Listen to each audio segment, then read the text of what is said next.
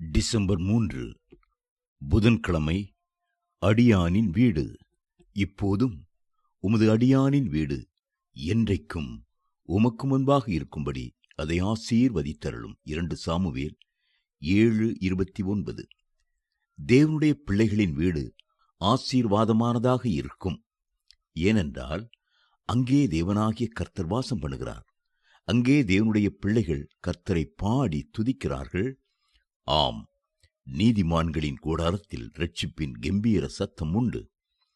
நான் பரதேசியாய் தங்கும் வீட்டிலே உமது பிரமாணங்கள் எனக்கு கீதங்களாயின. சங்கீதம் 119:54 என்னும் வசனம் என் இதயத்தை தொட்ட ஒன்றாகும்.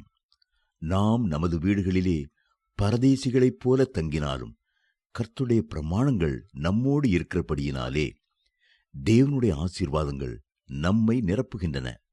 கர்த்தரும் நம்மோடு வாசம் பண்ணுகிறார்.